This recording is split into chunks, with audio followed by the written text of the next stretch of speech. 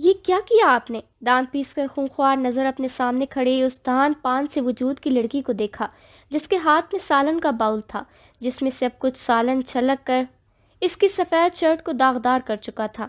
او sorry, اس نے جلدی سے انگلی دانتوں میں دبائی تھی۔ آنکھیں حیرانگی سے تھوڑی سی پھیل گئی تھیں، لیکن شرارت ہنوز قائم تھی۔ سوری، دانیال نے دانت پیستے ہوئے کہا۔ غصہ تو اس کی لاپرواہی پر زیادہ تھا۔ میری ساری شرٹ خراب کر دی۔ اب وہ ایک نظر اپنی شرٹ پر ڈال رہا تھا جو اب عجیب ہی شکل اختیار کر چکی تھی، اور پھر ایک کھا جانے والی نظر سامنے کھڑی اس لڑکی پر ڈالی جس نے دو دن میں ہی اس کی ناک میں دم کر دیا تھا۔ اول تو وہ ہمیشہ کی طرح اس شادی پر بالکل نہیں آنا چاہتا تھا، لیکن اس دفعہ اماں کے بے وجہ ضد پر آ گیا، جس کے آگے گھٹنے ٹیکتے ہی بنی تھی اس کی۔ ان پر اس کی شادی کا عجب بھوت سوار ہو گیا تھا۔ انہوں نے کوئی لڑکی پسند کر لی تھی اپنے عجیب سے خاندان میں سے، جس کے لیے اس دفعہ اسے بھی اپنے ساتھ ہی گھسیٹ لائی تھی کہ شادی پر ایک نظر ڈال لینا۔ وہ لڑکی تو ابھی تک دیکھ نہیں پایا تھا، ہاں البتہ اس چھٹانگ بھر کی لڑکی نے تنگ کر کے چھوڑا تھا۔ مجھے نہیں پتا چلا بھائی، آپ تو ایسے غصے کر رہے ہیں، اتنا رش ہے شادی کا۔ ماہم نے ناک سکیڑ کر کہا اور ہونٹوں کو بھینچ کر دائیں بائیں ایسے جنبش دی جیسے اس کا کوئی قصور نہ ہو۔ آپ اگر آرام سے چل لیں گی، اس طرح اچھل اچھل کر صبح سے جیسے پھر رہی ہیں، نہیں پھریں گی تو میرا خیال ہے بہت سارے لوگ بچ جائیں گے اپنے نقصان سے، دانیال نے غرانے کے انداز میں کہا تھا۔ وہ کل سے یہاں تھے اور اس لڑکی کو اس نے ایک منٹ کے لیے بھی کہیں سکون سے بیٹھے نہیں دیکھا تھا۔ بچی اتنی بھی نہیں تھی جتنی اس کی حرکتیں بچکانا تھی۔ اونچی اونچی آواز میں کہہ کہے لگاتی، بچوں کے پیچھے ان کے کھانے کی چیزیں چھیننے کے لیے بھاگے پھرتی، کبھی کسی سے ٹکراتی تو کبھی کسی سے۔ اتنا بھی کیا نقصان ہوا آپ کا؟ ہاں؟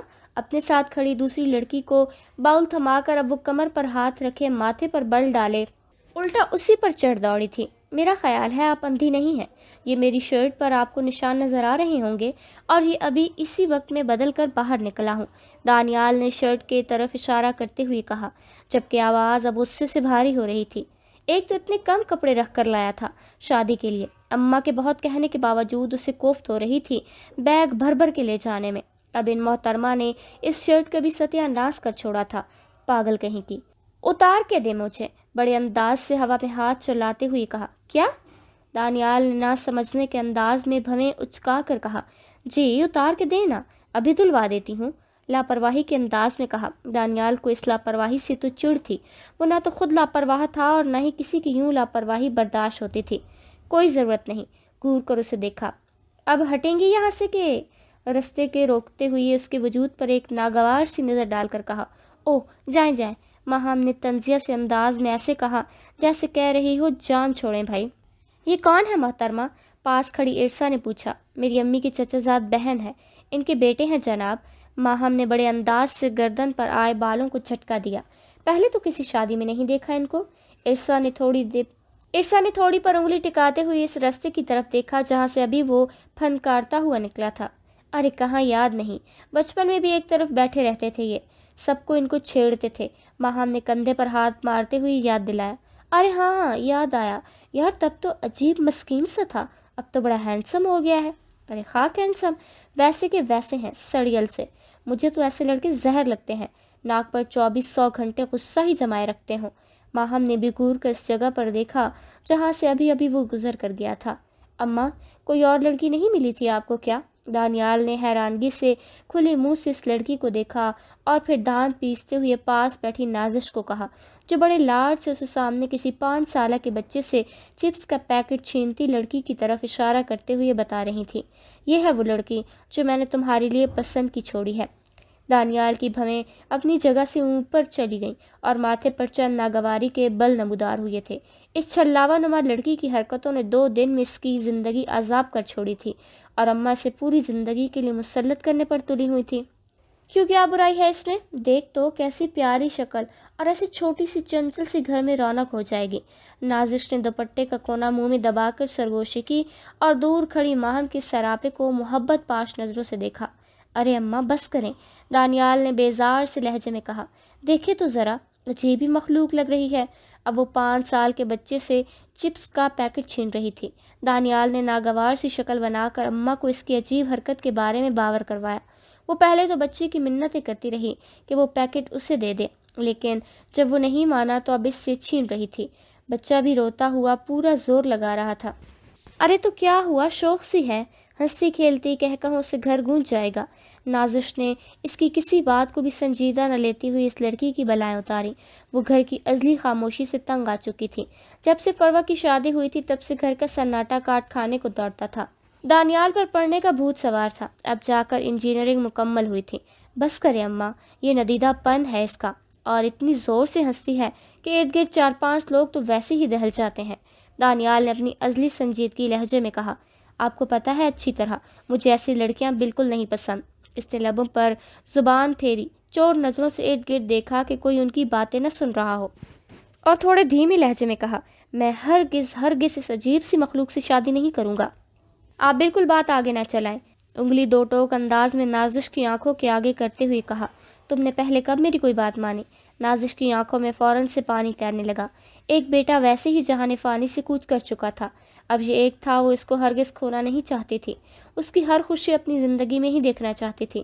نانا کرتے 30 کے ہو چلے ہو، اب بھی اپنی ہی منمانی کرتے رہو گے؟ انہوں نے دوپٹے سے آنسو پوچھے۔ اماں، اب خیر 30 کا تو نہیں ہوا ابھی میں، دانیال نے خجل سا ہو کر کہا۔ جو بھی ہو، تم نے کہا تھا شادی میری مرضی سے کرو گے، اب میں جو چاہوں پسند کروں۔ خفا سی شکل بنا کر نازش نے کہا۔ اماں، یہ عجیب دھونس ہوئی یار، پلیز اس کے علاوہ اور کوئی بھی؟ دانیال نے سامنے کرسی پر بیٹھی مزے سے بچے سے چھین کر لیا گیا پیکٹ کھاتی لڑکی کی طرف دیکھا۔ ہلکے سے کنگرالے بال جو کندھوں سے نیچے آ رہے تھے، کندھوں پر ڈالے ساتھ بیٹھی لڑکی کے ساتھ گپے لگانے میں مصروف تھی۔ ارے مجھے تو اس جیسی اور کوئی نہیں نظر آئی، اور تو دیکھ لے، میں اس دفعہ یہاں سے بات پکی کر کے ہی جانے والی ہوں۔ نازش نے ماتھے پر بل ڈال کر کہا۔ نہیں تو تیرے ابا کروا دیں گے اس نازلین سے شادی، وہ لے جائے گی میرے بیٹے کو اپنے ساتھ، باہر میں کیا کروں گی اکیلے یہاں؟ انہوں نے روحان سی آواز میں کہا تھا۔ ان کو ڈر تھا کہ فراست اپنے بہن کی بیٹی سے ان کی بیٹی کی شادی کروا دیں گے، اور وہ ہمیشہ باہر پلی بڑی لڑکی ان کے بیٹے کو بھی ہمیشہ کے لیے باہر لے جائے گی۔ اماں، اچھا چپ نہ، اچھا۔ دانیال نے کوفت زدہ شکل بنا کر ارد گرد نظر دوڑائی۔ وہ شادی والے گھر کے صحن میں بیٹھے ہوئے تھے۔ مہندی کا فنکشن کچھ دیر میں ہی شروع ہونے والا تھا۔ وہ کل صبح یہاں لاہور آئے تھے۔ بچپن میں خاندان کی 1-2 شادیوں میں شرکت کے بعد اس نے دور دراز کی شادی کی تقریبات میں جانا بالکل چھوڑ دیا تھا۔ آج کوئی 10-12 سال بعد وہ آیا تھا اپنی اماں کے رشتہ داروں کی کسی شادی پر۔ سنجیدہ طبیعت کا مالک کچھ تو وہ پہلے سے تھا، اور کچھ نبیل کی موت کے بعد زیادہ ہی چپ سا رہنے لگا۔ نبیل سب سے بڑا، اس سے چھوٹی فروہ تھی، اور تیسرے نمبر پر یہ تھا۔ نبیل کی عجیب موت ان کی زندگی کے سارے رنگ لے اڑی تھی۔ وہ کچی عمر میں کسی لڑکی کی محبت میں ایسا گرفتار ہوا کہ اس کے نہ ملنے کے غم میں اپنی ہی جان لے بیٹھا تھا۔ اس کی موت نے دانیال کے ذہن پر ایسا گہرا اثر چھوڑا کہ اسے محبت جیسی خرافات سے نفرت سی ہو گئی تھی۔ نبیل کی موت کے بعد اس لڑکی ذات میں دلچسپی بالکل ختم ہو گئی۔ اسے لڑکیوں سے محبت کرنا، ان کے پیچھے وقت برباد کرنا اور ان کے پیچھے جان تک دے دینا انتہائی کوئی بے وقوفانہ عمل لگتا تھا۔ کیا مائیں اپنے بیٹوں کو اپنے سینوں سے لگا کر اسی لیے سینچتی ہیں کہ وہ جوانی میں کسی انجان لڑکی کی محبت میں گرفتار ہو کر اس ماں کی ممتا کو ہی چھلنی کر جائیں، جس کی اس کی رات کا قرض وہ ساری زندگی نہیں اتار سکتے جو اس نے ان کے لیے جاگ کر گزاری ہو۔ نبیل کی اس ناگہانی موت کے وقت وہ 16 سال کا تھا اور نبیل 22 سال کا۔ وہ دن اور آج کا دن اس لڑکی سے، خاص طور پر ایسی شوخ چنچل لڑکیوں سے، عجیب سی چڑ تھی۔ بہت عرصے تک تو شادی کرنے سے ہی منع کرتا رہا۔ اب وہ 28 کا ہو چلا تھا۔ اماں کو فکر کھائی جاتی تھی کہ وہ اپنے اکلوتے بیٹے کی خوشی دیکھ بھی پائیں گی کہ نہیں۔ بیٹا، شادی سے پہلے ایسی ہی ہوتی ہیں سب لڑکیاں، بدل جائے گی تیرے رنگ میں، ڈھل جائے گی۔ انہوں نے محبت سے دانیال کے سر پر ہاتھ پھیرا۔ اچھا، اگر میرا جینا اجیرن کر چھوڑا اس نے تو؟ دانیال نے اچٹی سی نگاہ سامنے بیٹھی اس آفت پر ڈالی جو اماں اس کی زندگی میں لانا چاہتی تھی۔ ارے، رنگ بھر دے گی تیری پھیکی زندگی میں۔ اماں نے ماتھا چوما تھا۔ چلیں پھر بھروا لیں محترمہ سے میری زندگی میں رنگ۔ دانیال نے ہار مانتے ہوئی ٹھنڈی آہ بھری۔ آپ خوش رہیں بس، اس نے ماں کے چہرے پر برسوں بعد سکون دیکھ کر کہا۔ امی، بات سنیں میری، ماہم نے شازیہ کا بازو زور سے پکڑ کر ایک طرف لے جاتے ہوئے کہا۔ وہ تیزی سے بڑے سے برآمدے سے ہوتی ہوئی جا رہی تھی جو کھچا کھچ مہمانوں سے بھرا پڑا تھا، جو بھاگ دوڑ میں رات کے فنکشن کے لیے تیار ہو رہے تھے۔ وہ کوئی سنسان گوشہ تلاش کر رہی تھی۔ پھر اسٹور پر نظر پڑتی ہی وہ شازیہ کو وہاں لے جا چکی تھی۔ میں اس کھڑوس سے ہرگز نہیں کروں گی شادی، ماہم نے غصے سے آنکھیں پھاڑتے ہوئے کہا۔ وہ تو سانس بھی سوچ سوچ کر لیتا ہے، بیزار سی شکل بنا کر ہونٹوں کو عجیب سے زاویے میں گھماتے ہوئے کہا۔ شازیہ اور باسط نے اسے بلا کر اس کے رشتے کی بات سے اسے آگاہ کر دیا تھا، کیونکہ نازش کراچی جانے سے پہلے اسے دانیال کے ساتھ منسوب کر کے جانا چاہتی تھی۔ اس کے تو 14 طبق روشن ہو گئے تھے۔ یہ سن کر وہ اکڑو سنگھ اس کی ساری زندگی کا ساتھی بنے گا۔ بات ایسے کرتا ہے جیسے ہر لفظ پر ٹیکس ادا کرتا ہو۔ ماہم نے ناک چڑھا کر دانیال کی انگلی خوب گنوائی تھی۔ چپ کر، تیرے ابا نہ سن لیں، کم بخت کہیں کی۔ شازیہ نے ڈر کر اس کی کینچی کی طرح چلتی زبان کو روکنے کے لیے اسے گھور کر دیکھا تھا۔ اور کیا اس لوفر ارکم سے کروا دیں تمہاری شادی؟ نہ کسی کام کا نہ کاج کا۔ شازیہ نے دانت پیستے ہوئے محلے کے لڑکے کا کہا، جو بہت دفعہ ان کے ہاں ماہم کے رشتے کے لیے بھیج چکا تھا۔ امی، نام نہ لے اس لنگور جیسی شکل والے ارکم کا، میں کون سا اس کی خاطر انکار کر رہی؟ اللہ توبہ امی۔ ماہم نے افسوس سے شازیہ کی طرف دیکھتے ہوئے کہا، اتنا اچھا سمجھدار بچہ ہے، خوش شکل، اچھا کمانے والا۔ شازیہ اب پھر سے اسے ڈانٹنے کے انداز میں دانیال کی خوبیاں گنوانا شروع ہو گئی تھی۔ امی، کیا اچار ڈالوں گی ان ساری خوبیوں کا میں؟ مجھے ایسا باس قسم کا شوہر نہیں چاہیے۔ ہوا میں ناگواری سے ہاتھ چلاتے ہوئے دھپ سے پاس پڑے پلنگ پر منہ پھلا کر بیٹھ گئی۔ مجھے دوستوں کی طرح ہنسنے کھیلنے والا شوہر چاہیے۔ آپ نے دیکھا اس کو کیسے اکڑو سا ہے؟ روحانسی سی شکل بنا کر کہا۔ شروع سے اپنے ذہن میں ایسا ہی ہم سفر سوچا تھا، جو اس کی شرارتوں میں اس کا ساتھ دے گا، جیسے وہ زندگی جیتی اس کی ڈھنگ سے جیے گا۔ لیکن یہاں تو معاملہ ہی الٹ تھا۔ موصوف کوئی انتہائی بوڑھی روح اپنے جسم میں لیے اس دنیا میں تشریف لائے تھے۔ مسکراہٹ تو دیکھی تک نہ تھی۔ ان 2 دنوں میں اس کے چہرے پر ہاں البتہ اپنے لیے ناگواری بہت بار دیکھ چکی تھی۔ چپ کر جا بیوقوف کہیں کی، تیرے ابا سن لیں گے۔ شازیہ نے باسط سے ڈرتے ہوئے کہا۔ وہ تو اس کو بتانا بھی نہیں چاہتے تھے۔ شازیہ نے تھوڑی ضد کی تو وہ راضی ہوئے تھے کہ چلو بتا دو، اسے ذہنی طور پر سیٹ ہو جائے۔ امی، مجھے نہیں پسند وہ کلف لگا شخص، بچوں کی طرح عجیب جھرجھری لیتے ہوئے کہا۔ ارے، یہ کلف دوسروں کے لیے ہوتی ہے، بیوی کے لیے تو سبھی غلام ہوتے ہیں۔ شازیہ نے پیار سے اس کے چہرے کو دونوں ہاتھوں میں تھام لیا۔ اور تجھ جیسی تو ویسے ہی دیوانہ بنا ڈالے گی اس کو۔ شازیہ نے شرارت سے گال کھینچے تھے۔ امی، مجھے کوئی شوق نہیں چڑھا، پتہ ہے کل سالن کیا گر گیا مجھ سے غلطی سے۔ موصوف نے تو ایسی سنا ڈالی، خدا کی پناہ سمجھو بس۔ ماہم ابھی بھی منہ بسورے ہی بیٹھی تھی۔ لیکچر ہی دیتا رہے گا مجھے ہر وقت۔ ہاتھ اٹھا کر ماں کو آنے والے وقت سے ڈرایا تھا۔ اچھا چل چپ اب بس، جلدی سے تیار ہو جا اور تمیز سے رہیو۔ نازش کے سامنے شازیہ نے ایک کان سے سن کر دوسرے سے نکالنے والا انداز اپنایا اور تھوڑے غصے کے انداز میں تنبیہ کی۔ تیرے ابا بہت خوش ہیں اس رشتے سے۔ شازیہ نے اسے خبردار ہی تو کیا تھا۔ وہ کچھ بولنے کے لیے پر تول ہی رہی تھی کہ وہ باہر نکل گئی اور وہ یوں ہی کپڑوں کے ڈھیر لگے پلنگ پر ہاتھ دھرے بیٹھی تھی۔ اماں، اسے منع کریں، یہ ڈانس نہیں کرے گی۔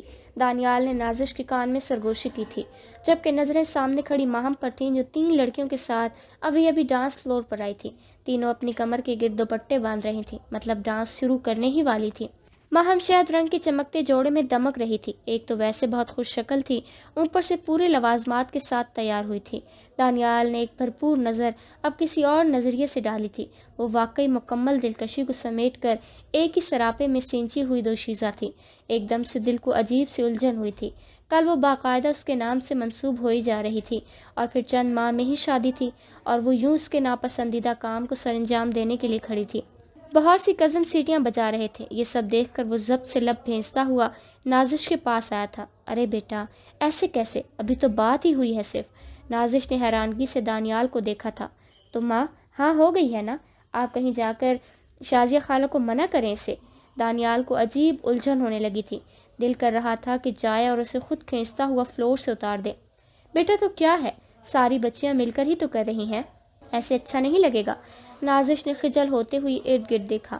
اماں، تو ایسے مجھے اچھا نہیں لگے گا، مجھے شادی نہیں کرنی پھر۔ دانیال نے اپنے ازلی غصے میں دانت پیستے ہوئے کہا۔ اچھا 1 منٹ۔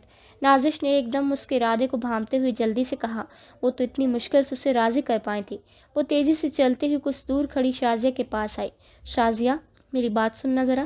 نازش نے ہاتھوں کو مسلتے ہوئے دھیرے سے پرجوش کھڑی شازیہ کو کہا تھا۔ جی، کہیں کسی چیز کی ضرورت ہے کیا؟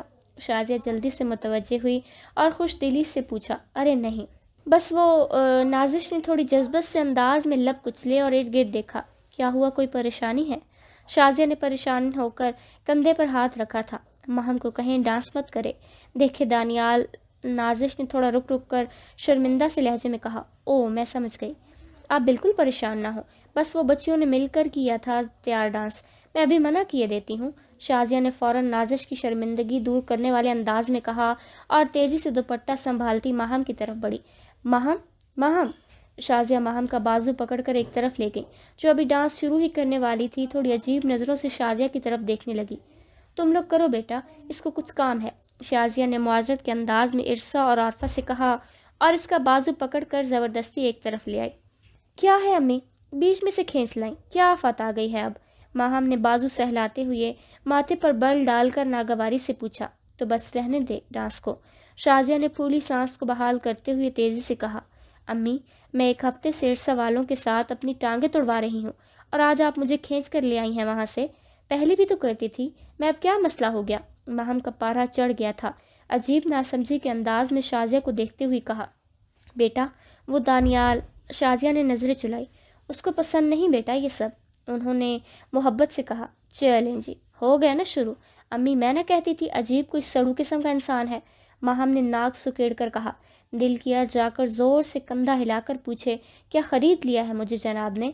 खुदा की पनाह, अभी तो कोई रिश्ता ना नाता, जनाब धौंस जमाना भी शुरू। गुस्से से माहम ने दांत पीसते हुए कहा और एक नज़र अपनी माँ के पहलू में बैठे दानियाल पर डाली, जो उसकी तरफ चोर नज़रों से देख रहा था। उसको देखते ही फौरन नज़रों का जाविया बदल डाला। अरे बात मानती है मेरी जूती, मैं तो करूँगी डांस। माहम ने ज़ोर से पैर पटका था, जबकि नज़रें अभी भी दूर खड़े दानियाल पर टिकी थीं। उसने आंखें सुकेड़ कर उसको देखा था। माहम, खबरदार जो गई बाहर, टांगे तोड़ दूंगी। अच्छा भला आया रिश्ता हाथ से निकल जाएगा। शाजिया ने आगे बढ़कर ज़ोर से बाजू दबोचा माहम का। उफ़ अम्मी, तकलीफ से कराह गई थी वो। तो निकले मेरी बला से, अजीब इंसान है, जान न पहचान, नवाब अभी से शौहर बन बैठे। गुस्सा भी नाक पर धरा था। मैं तो शौहर बनने के बाद न मानूंगी इसकी। ये अभी की बात कर रहे, ज़बरदस्ती। बाजू छुड़ाने की कोशिश में हलकान हुई जा रही थी। चल अब चुप कर, बेशरम, खड़ी रहे इधर, शाजिया ने गुस्से से कहा और एक झटका दिया था बाजू को। माहम हिल कर रह गई थी। अम्मी, उसने बेचारगी से देखा था शाजिया को, जबकि डांस ख़त्म होने के बाद अब सब तालियां पीट रहे थे। इरसा की बड़ी बहन नाहिद, यानी कि उसके बड़े चचा की बेटी की शादी थी, जिसके लिए वो इतनी पुरजोश थी, और इन जनाब ने सारी खुशी और जोश पर पानी ही फेर दिया। माहम ने खा जाने वाली नज़रों से गर्दन अकड़ाए खड़े दानियाल को देखा। जी, इसके अकब से मर्दाना वजाहत भरी आवाज़ उभरी। धीरे से माहम ने नाजुक सरापा मोड़ा था। वो बिल्कुल सामने थोड़े नागवारी के अंदाज में खड़ा था। माहम ने इरसा के हाथ उसे पैगाम भिजवाया था कि वो छत पर उससे मिलना चाहती है। दानियाल पहले तो अजीब उलझन का शिकार हुआ इस नागवार फरमाइश पर, फिर दूसरी दफ़ा इरसा ने फिर से पैगाम भिजवाया था, जिस पर वो बेदिली से ऊपर आया था। अब इरसा सीढ़ियों में खड़ी थी, जो नीचे से किसी क़यामत की खबर लिए खड़ी थी। वो आपसे बात करनी थी मुझे, बड़े लापरवाह और नागवारी के अंदाज में कहा। जी कहें। वैसे ये तरीका बिल्कुल मुनासिब नहीं है। दानियाल ने इर्द गिर्द नज़र डाली और लबों पर ज़ुबान फेर कर पैंट की जेबों में हाथ डालते हुए कहा, तरीका तो आपका भी मुनासिब नहीं था। दांत पीसते हुए अपने अड़ते घुंघराले बालों को ज़बरदस्ती कानों के पीछे अटकाते हुए माहम ने कहा था। क्या मतलब? कौन सा? बड़ी नासमझी के अंदाज में दानियाल ने कहा और भवें उचका कर चेहरा थोड़ा सा आगे किया। वो जो आपने मेरा फंक्शन ही ख़राब कर छोड़ा। उसके एकदम चेहरा करीब करने पर एक अजीब सा एहसास हुआ, जो भी था, लेकिन वो इतना खूबरू ज़रूर था कि सामने खड़ा बंदा एक लम्हे के लिए उसका असीर हो जाए। माहम ने बड़ी मुश्किल से आवाज़ को मद्धम होने से रोका था। वो क्यों कमज़ोर बने उसके सामने? मैं क्यों ख़राब करूँगा आपका फंक्शन? दानियाल ने बेयकीनी से कंधे उचकाकर होंठों को थोड़ा सा बाहर निकालते हुए कहा। आप एक बात बताएं, मेरा आपसे अभी रिश्ता ही क्या था? क्या आपने धौंस जमाई मुझ पर? बाहम को उसके अंदाज पर तप चढ़ी गई थी। तो मोहतरम, इस बात को किसी खाते में ही नहीं लाते हैं। ये मेरी ज़िंदगी है, मुझे अच्छा लगता है डांस करना। माहम ने थोड़ी गर्दन अकड़ा कर कहा था। लेकिन मुझे नहीं अच्छा लगता कि जो लड़की एक दिन बाद मेरे नाम से मंसूब होने जा रही है, वो यूँ सबके सामने नाचे। दानियाल ने दांत पीसते हुए माथे पर बल डालकर कहा और एक मानी खेज नज़र उस पर नए रिश्ते के हवाले से डाली। ढीली सी ऊंची से कुर्ते में मलबूस थी, दुपट्टा गले में बेनियाजी से झूल रहा था। रात में पूरा चांद छत को रोशन किए हुए था और वो अपने नाम की मानी की तरह दूसरा चांद ही लग रही थी। खूबसूरती के मामले में तो अम्मा ने लाजवाब इंतखाब कर छोड़ा था, बस अकल से पैदल ही थी। दानियाल ने दिल में सोचा और लबों को मुस्कुराने से रोका था। आपको किसने कहा कि मैं शादी के लिए राज़ी हो गई हूँ? माथे पर बल डालकर सीने पर हाथ बांधकर वो बड़े रौब से गोया हुई। मैं आपसे हरगिज़ शादी नहीं करूँगी। چہرے کا رخ ایک طرف کر کے ناگواری ظاہر کی۔ عجیب کوئی بدتمیزی سے بے باک لڑکی ہے۔ دانیال کے ماتھے پر پھر سے ناگواری کے بل آ گئے تھے۔ یہ تو بہت اچھی بات ہوئی، کیونکہ میں تو خود آپ سے شادی کرنے پر رضامند نہیں ہوں، بڑے سنجیدہ انداز میں کہا اور لبوں پر پھر سے زبان پھیری۔ یہ تو بس میری اماں کا دل آ گیا ہے آپ پر۔ جیبوں سے ہاتھ نکال کر ہوا میں سیدھا کرتے ہوئے کہا۔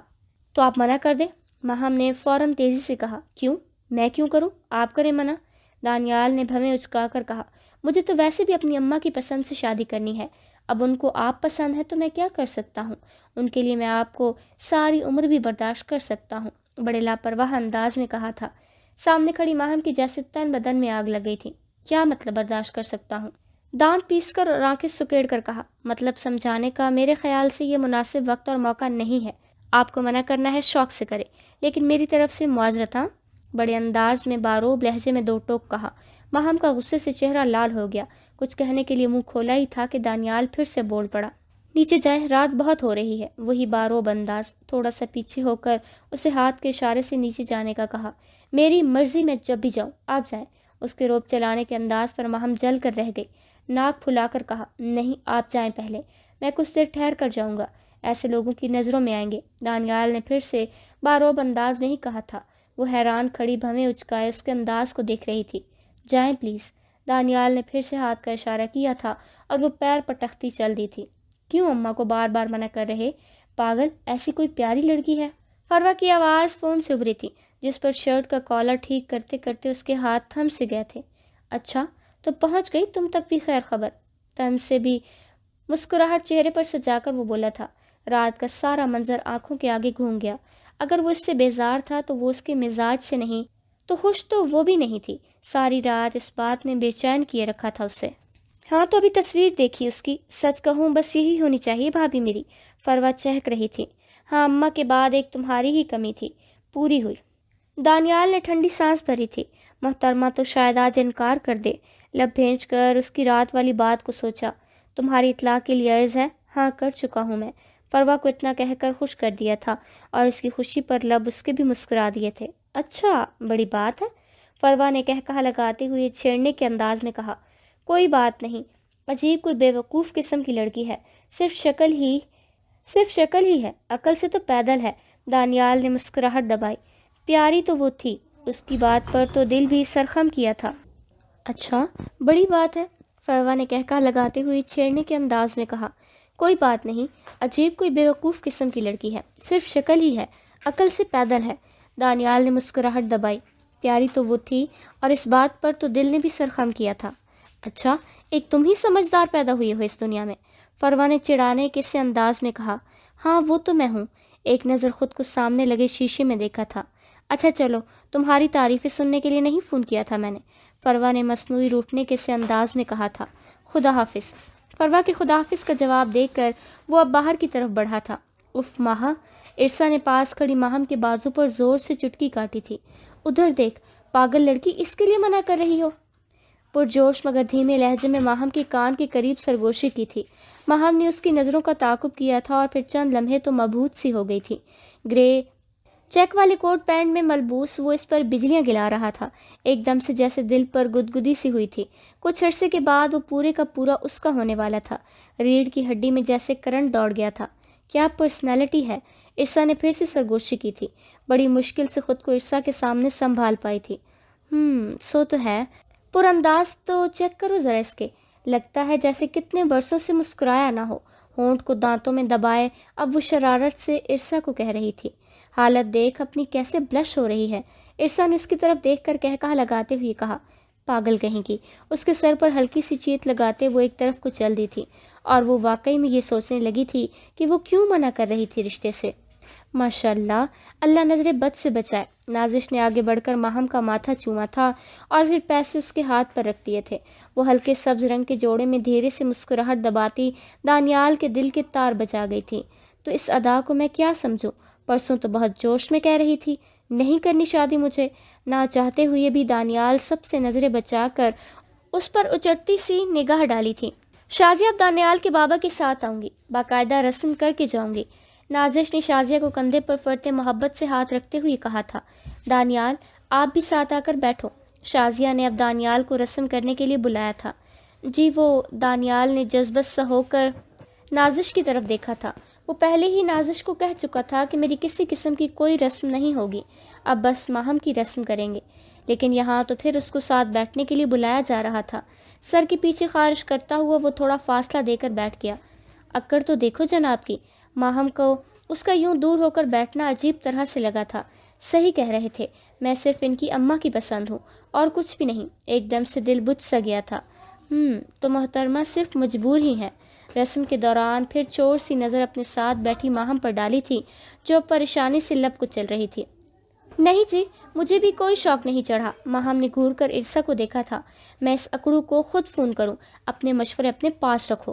ماہم نے ماتھے پر بل ڈال کر دانت پیستے ہوئے غصے سے کہا۔ ماہم اور دانیال کی شادی کی تیاریاں عروج پر تھیں۔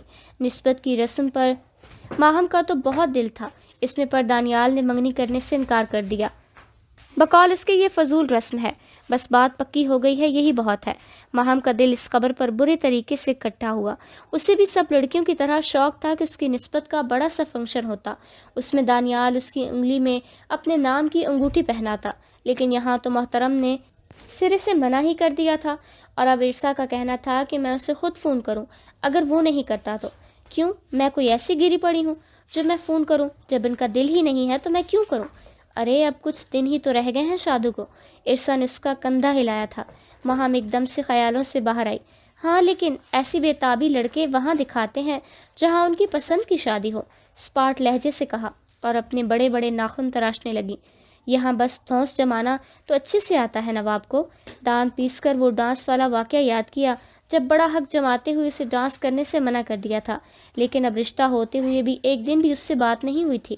کتنا دل کرتا تھا کہ وہ اس سے رات رات بھر باتیں کریں، اپنی بےتابیاں بتائے، اس کے حسن کی تعریفیں کریں، شادی کے بعد کی کچھ منصوبہ بندی بنائے، لیکن یہاں تو شاید جناب کے پاس اس کا نمبر تک سیو نہیں تھا۔ ہو سکتا ہے آمنے سامنے بات کرنا چاہتے ہوں گے، ارسا نے کہا لگا کر کہا۔ ہو سکتا ہے۔ ماہم نے بے دلی سے فائلر ایک طرف رکھا۔ کھڑوس کہیں کا، منہ میں غصے سے ہڑبڑائی تھی وہ۔ تمہیں پتہ ہے میں ایسا ہوں ہی نہیں۔ سبب کے سلیقے سے کٹی ہوئی رش کو سلیقے سے منہ کے اندر رکھتے ہوئے دانیال نے اپنے مخصوص سنجیدہ انداز میں گویا ہوا تھا۔ جھوٹ بولتے ہو، کرتے تو ہوگے بات، فروا نے آنکھ مار کر شرارت سے کہا۔ وہ دانیال کو چھیڑ رہی تھی کہ وہ ماہم سے بات کرتا ہے۔ نہیں، میرے پاس اس کا نمبر تک نہیں۔ مجھے ایسے رات رات بھر فضول میں جاگ جاگ کر باتیں کرنا انتہائی کوئی بے وقوف والا کام لگتا ہے، دانیال نے ہلکے سے مسکراتے ہوئے کہا تھا۔ اور پھر صبح آفس میں جا کر میں صبح سے کام ہی نہ کر پاؤں؟ بڑے انداز سے کندھے اچکا کر ہونٹوں کو بے نیازی سے باہر نکالتے ہوئے کہا۔ بڑی بات ہے جناب، فروا نے شرارت سے کہا اور بے یقینی میں کہا لگایا۔ نہ کرو یقین، تم خود اسے فون کرو اور پوچھ لو کہ ماہم باسط تمہیں کبھی دانیال فراست کی کال آئی؟ خود بتائے گی تمہیں وہ۔ دانیال نے پھر سے سیب کا کش منہ میں رکھا۔ وہ خود بھی کون سا بات کرنا چاہتی ہوگی مجھ سے؟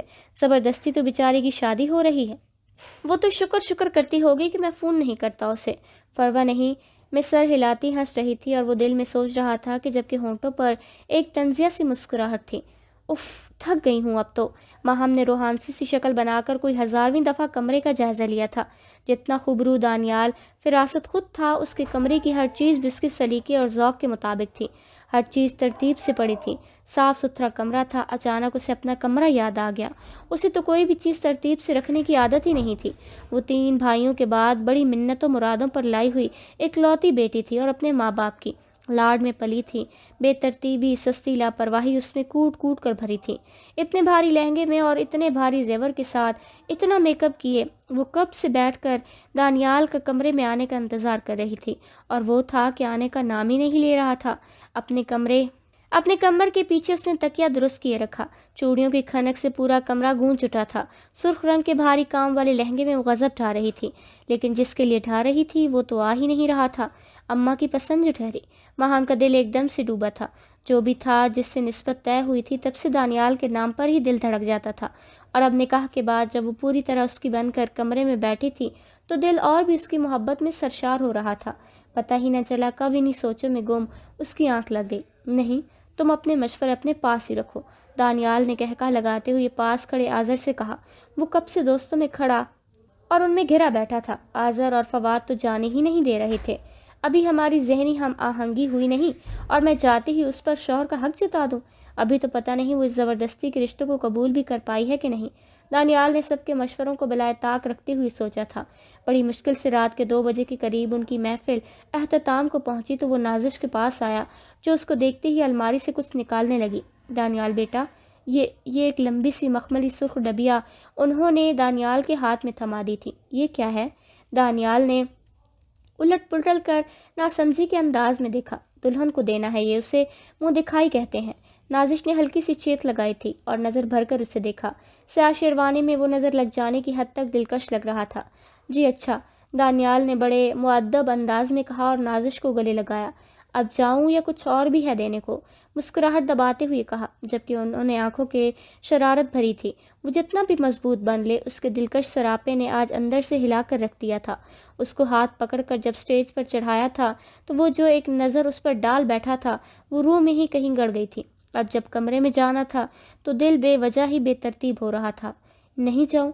نازش نے آنکھوں کے نم کونوں کو صاف کیا اور شرارت سے چیخ کر اس کے کندھے پر لگائی۔ ہلکی سی دستک کی آواز کے بعد اس نے کمرے کا دروازہ کھولا تھا۔ خوشبوؤں سے مہکتے کمرے میں بیڈ پر وہ نیم دراز تھی۔ وہ جو کتنے ہی الفاظ ترتیب دیتے ہوئے کمرے میں آیا تھا، سب کے سب زمیں بوس ہو گئے تھے۔ وہ اس کا انتظار کرتے کرتے سو چکی تھی۔ آہستگی سے چلتا ہوا وہ بیڈ کے بالکل قریب آیا۔ وہ اپنے ہوش ربا حسن سمیت بھاری پلکوں والی آنکھیں موندے سکون سے سو رہی تھی۔ ماتھے پر لگی بندیا ایک طرف کو ڈھلک گئی تھی۔ مصنوعی کھانسنے کی آواز پر بھی وہ ٹس سے مس نہیں ہوئی۔ اتنی گہری نیند سوتی ہے کیا؟ اب اس کو اٹھانا کیسے ہے؟ یا پھر سوتے رہنے دینا ہے؟ زیادہ بہتر ہے، تھک بھی گئی ہوگی۔ دانیال نے آگے بڑھ کر اس کے تکیے کو درست کیا۔ وہ واقعی بہت گہری نیند میں تھی۔ وہ واش روم سے باہر نکلنے کے بعد شیشے میں اس کے عکس کو بار بار دیکھ رہا تھا۔ ہیٹ برش کو آہستہ سے سنگار میز پر بجایا تھا، پر ماہم پر کوئی اثر نہیں ہوا۔ لہنگا بیڈ پر پھیلا پڑا تھا۔ دانیال کمر پر دونوں ہاتھ رکھے پرسوچ انداز میں بیڈ کے پاس کھڑا تھا، پھر اس کے لہنگے کو دھیرے سے ایک طرف سمیٹتے ہوئے بالآخر وہ اپنی جگہ بنا ہی چکا تھا۔ آج پہلی دفعہ زندگی میں اس کے علاوہ ایک اور زیرو اس کمرے میں موجود تھی، اس کی شریک حیات جس کو اس کی ہی پسلی سے پیدا کیا گیا تھا۔ اس کے وجود سے اٹھنے والی بھینی بھینی سے خوشبو دل کو بےتاب کر رہی تھی۔ اب وہ بازو کو فولڈ کی اپنی ہتھیلی پر سر ٹکائے اس دلکش وجود کو دیکھ رہا تھا جو اس کا تھا، پورے کا پورا، پر اس کی بےتابی اور بے چینی اس سے بالکل بے خبر سو رہا تھا۔ دھیرے سے اس کی ایک طرف ڈھلکی بندیا کو اپنے ہاتھوں سے درست کیا، لبوں پر بے ساختہ مسکراہٹ آئی۔ عجیب، شادی کی پہلی رات ہے میری، میں اپنی سوئی ہوئی دلہن کے حسن سے آنکھیں سیک رہا ہوں۔ ایک دم سے سیدھا ہو کر لیٹ کر سینے پر ہاتھ رکھے، یعنی کہ محترمہ کو کوئی خوشی کوئی انتظار نہیں تھا، مزے سے سو گئیں۔ آنکھوں پر بازو الٹا کر کے رکھا اور پھر نیند اسے بھی اپنی آغوش میں سمیٹ چکی۔ گال پر کچھ تکلیف کے احساس سے آنکھ کھلی تھی۔ اف، دھیرے سے آنکھیں کھلی تھیں اور پھر وہ ایک جھٹکے سے اٹھی اور اپنے بالکل ساتھ لیٹے دانیال کو حیرانگی سے دیکھا۔